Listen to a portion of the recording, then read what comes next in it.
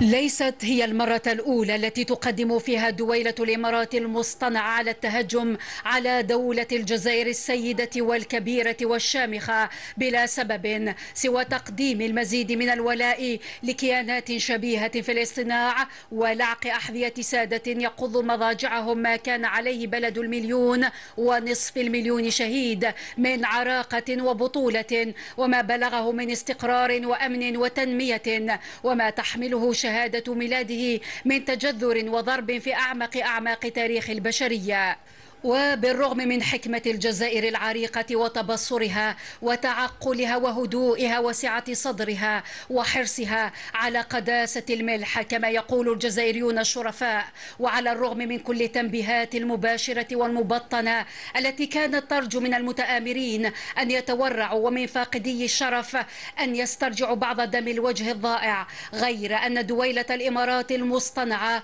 تصر على إدارة ظهرها لكل ما سبق من ملح ومودة ولكل ما سجل من مواقف داعمة وناصرة حين التأسيس قبل 5 عقود، فهي دويلة لا يتجاوز سنها عمر أبسط إنجاز حققته جزائر الاستقلال والسيادة.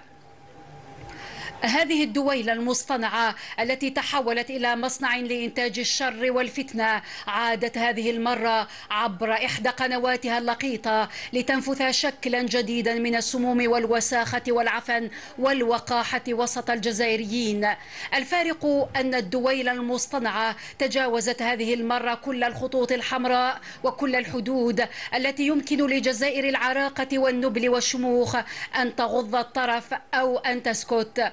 القباحة تجرأت اليوم على أعز ما يملكه الجزائريون وأغلى ما يميزهم، أعز من النفط وأغلى من الغاز، وحدتهم وثوابت دستورهم وأسس هويتهم وانتمائهم، مستغلة وكل مرة صاحب نفس مريضة وتاجر إيديولوجيات في سوق التاريخ، فكانت الأسئلة مسمومة وجاءت الأجوبة وقحة خالية من أي سند علمي وبعيدة عن أي طرح موضوعي، وعاد بنا البرنامج الأرعن إلى أسطوانة مشروخة بالية حاولت وتحاول يائسة التشكيك في أصول الجزائريين وضرب التناغم بين مكونات هويتهم. نسي الأقزام القائمون على دويلة الإمارات المصطنعة أو تناسوا، وهم الذين باعوا ما لا يملكون، العرض والحياء والشرف لأسيادهم السفاحين قتلة العزل من الأطفال والنساء والمسنين. قلت نسوا أو تناسوا أن الجزائري الأبي حفيد ماسينيسا ويوغورتا والكاهنة وعقبة بن نافع وطارق بن